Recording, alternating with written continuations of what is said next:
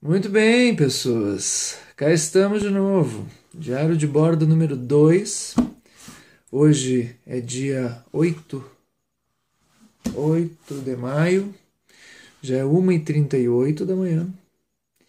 E você está me vendo, sei lá que horário, mas eu, há poucas horas atrás, por volta de umas 10 horas da noite, terminei minha aula de ciência política. Ontem. E se você for meu aluno de ciência política, você vai lembrar. Eu estava dando aula sobre reino medieval feudal. Lembra disso? Especificamente sobre o papel do rei. Lembra do papel do rei? O rei era a chave da abóbada na Idade Média. Lá nós víamos a importância da auctoritas real, tá ligado? Eu sei que tu lembra. Bom, a questão é a seguinte. Estava eu lá nessa aula e daqui a pouco, em um determinado momento, algum aluno meu fez uma pergunta e aí a gente acabou entrando na questão direita-esquerda no Brasil. Se existe, como é que é. E eu disse aquilo que eu sempre digo já, desde que comecei a dar aula. Eu disse, olha, direita no Brasil não existe. E esquerda existe. E expliquei que esquerda existe esquerda democrática no Brasil e existe a esquerda revolucionária. E a esquerda revolucionária é o tipo de esquerda que é antidemocrática. É o tipo de esquerda que subverte a democracia, que não aceita a noção de disputa política. E expliquei que direita não existe no Brasil. Não existe um partido de direita no Brasil. Bom, isso eu explico há muito tempo. E todos os anos que eu explico isso aí, a reação é sempre a mesma. Um grupo de alunos se levanta, pergunta: como o PSDB não é de direita? E eu sempre digo: não, não é. O PSDB é de centro-esquerda. Ah, mas e o DEM? O DEM, eu digo: olha, o DEM é o seguinte. Quando ele era PFL, parece que ele seria de direita, mas não é também. É, tanto é que o DEM talvez se una com o PTB. O PTB, o que tem a ver? Sei lá. Bom, mas a questão é a seguinte, sendo breve, eu expliquei, e só que dessa vez, na minha aula, aconteceu uma coisa diferente, porque pela primeira vez eu tive um olhar diferente entre alguns alunos meus. Um olhar bem diferente. Olha que há muito tempo eu dou essa aula. E é difícil ter uma reação diferente. Depois de muito tempo, eu vi esse olhar. Bom, eu não quero falar aqui sobre direita e esquerda. Eu quero falar sobre o olhar. Fiquei assim intrigado, gostei até. Porque não houve uma contestação daquilo que eu falava. E houve um olhar. Cheguei em casa, jantei. Depois de jantar, hoje eu estou sozinho, minha esposa foi para Porto Alegre. Aí eu resolvi tomar um vinho do Porto, já que minha mulher não ia saber. Um vinhozinho depois do almoço, depois da janta. E ela me disse, só no fim de semana tu pode tomar vinho. Tá bom. Bom, mas aí minha mulher cuida muito da minha saúde. Arranja uma mulher que cuide da sua saúde. Faz bem. O que acontece? Aí eu tô aqui. Aí eu tô vendo uns vídeos no YouTube, procurando notícias. Eu tô sempre. Chego de noite, eu começo a olhar as notícias, começo a olhar alguns programas que me interessam. Parei no Roda Viva. Programa Roda Viva. Depois deixar até o link aí. E caio, por coincidência, numa entrevista que aconteceu faz uma semana ou duas, sei lá, com o Demetrio Magnoli. Uma entrevista maravilhosa, eu assisti o primeiro bloco. E o tema, e vale a pena ver o link aí, era direita e esquerda no Brasil. Pô, o tema é exatamente o que eu acabei abordando na aula de ciência política. Poxa vida, interessante. Aí, uma aula, tem ali uma aula sobre ciência política, sobre direita e esquerda. Vale a pena ver ao menos a primeira resposta que o Demetrio Magnoli define que é direita e esquerda, que é exatamente aquilo que eu acredito que é, e é o que é. Não adianta dizer que é algo diferente. E aquilo que é no Brasil, a definição que no Brasil se tem de direita e esquerda. Mas como eu disse, não é disso que eu quero falar, eu quero falar sobre aquele olhar. Tá, aí terminei, isso aqui é um diário, então eu tô contando a história. Terminei, fui tomar banho, depois de tomar banho, peguei o meu livrinho, que eu não largo, o Game of Thrones. Já falei dele, vou falar dele um monte de vezes, porque não sai da minha cabeça isso aqui. Dei uma lidinha, e aí pego, não consigo parar de ler.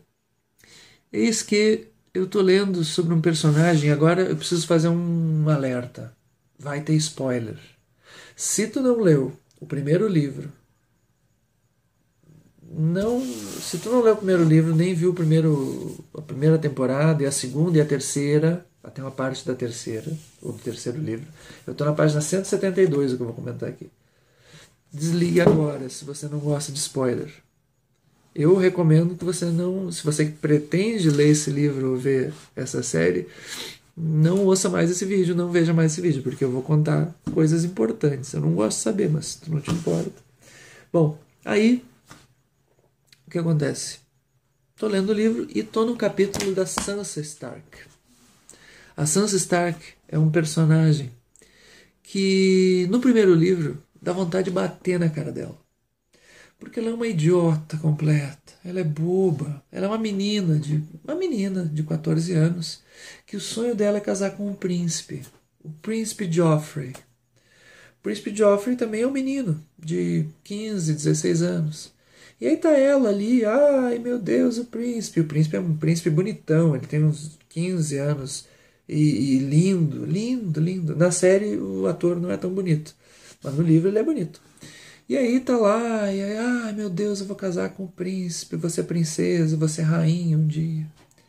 Eis que ela descobre, no final do livro um, na primeira temporada da série, que esse príncipe é um tremendo de um filho da puta. Porque esse príncipe, o que ele faz? Ele é o cara que manda matar o pai dela. Mata o pai dela na última hora, jurando que ia perdoar o pai dela. Mas corta a cabeça do pai na frente dela. Bom, isso no livro um, ela tem esse choque. O príncipe não era tão príncipe.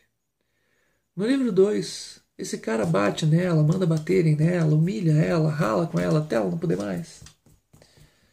E está chegando próximo do casamento, porque ela foi a prometida do príncipe.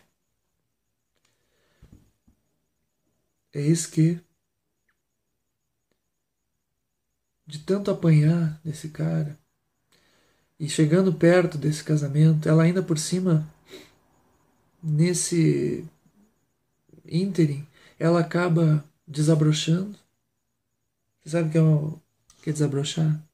Ela era uma donzela, vira uma mulher. Ou seja, ela menstruou. E na Idade Média, a menstruação significava pronta para ter filhos, pronta para casar.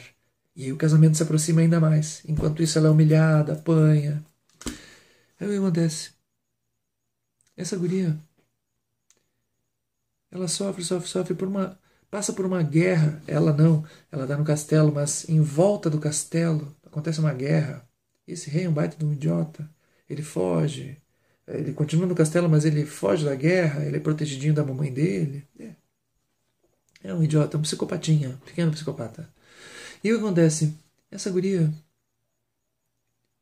ela não bastasse essas agressões, essas humilhações, ela ainda sofre o terror psicológico das ameaças que aconteciam naquele momento da guerra de invadirem o castelo. E se invadissem o castelo, ela saberia que ela seria estuprada, seria humilhada, seria morta pelo inimigo.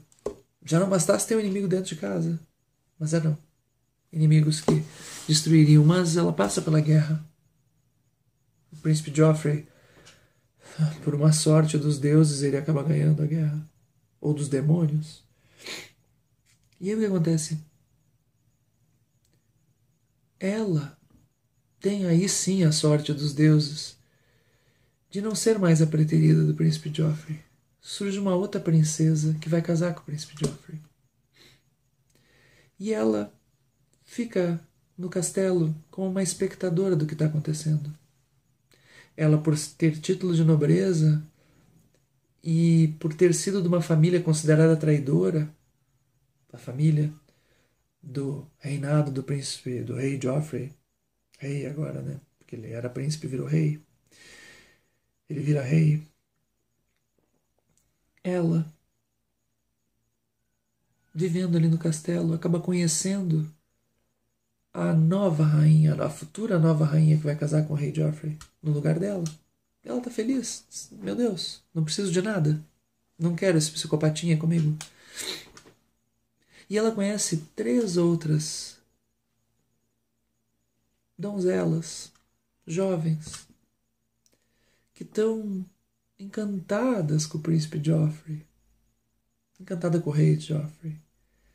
E elas comentam assim: nossa, como o rei é lindo. Comentam: nossa, que boca, que lindos lábios, quem me dera um dia beijar o rei Joffrey. Uma delas até já estava prometida para um cavaleiro que lutou na guerra.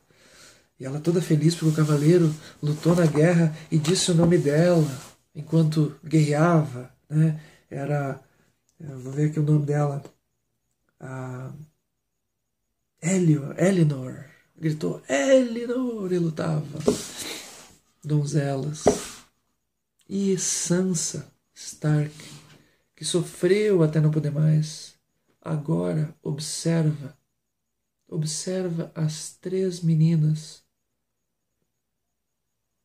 pueris, sonhando com uma realidade que não existe, sonhando com uma vida de princesa, sonhando com príncipes, percebendo a guerra com glamour, quando na verdade o resultado da guerra, Sansa já sabia, seria apenas estupro, morte, dor. Sansa, ao longo da obra do Martin, é um personagem que amadurece, que cresce. O olhar de Sansa no primeiro livro chega a dar ódio, dá vontade de bater nela, antes mesmo do príncipe Joffrey. No segundo livro dá pena dela, porque ela só apanha realmente. E no terceiro livro, tu começa a admirar essa menina, porque tu começa a ver que ela passou por tudo.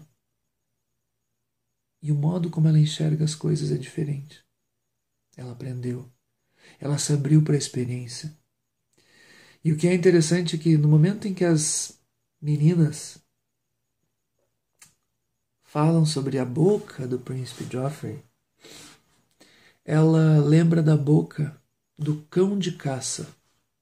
Cão de caça era um guerreiro da guarda do rei Joffrey, que acabou salvando ela num episódio.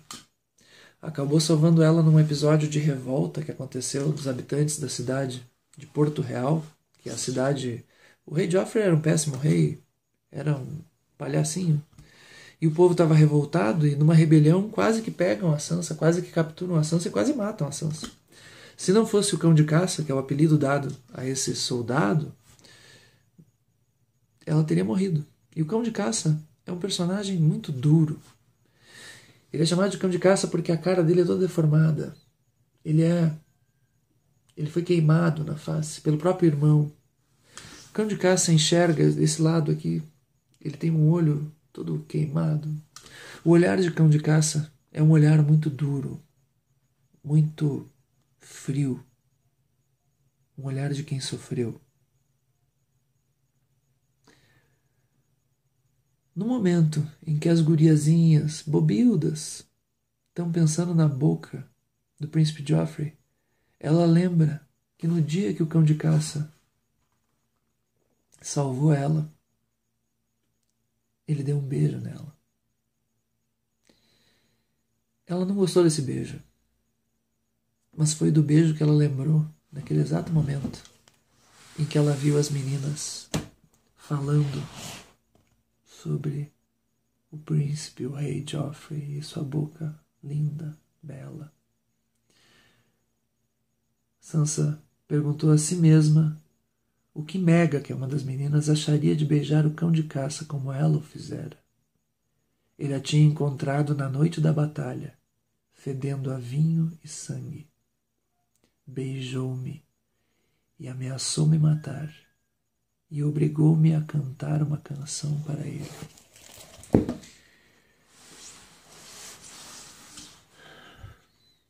Lá na sala de aula, quando eu olhei para os meus alunos, quando eu falei sobre direita e esquerda, sobre a política nos dias de hoje, sobre a nossa democracia nos dias de hoje, pela primeira vez, eu vi em alguns alunos não o olhar da primeira Sansa Stark, a Sansa do primeiro livro, uma Sansa boboca. Eu não vi o olhar de dor da Sansa do segundo livro. Eu comecei a ver em alguns alunos um olhar da Sansa Stark do terceiro livro. Uma Sansa que está começando a entender o que é a realidade. Os outros da minha sala pareciam as três meninas, encantadas com os príncipes e achando que nada de ruim pode acontecer. Eu fiquei muito feliz, porque finalmente ouviram o cão de caça aqui, que passou a vida inteira percebendo, percebendo e falando, falando de uma série de coisas que não queriam acreditar.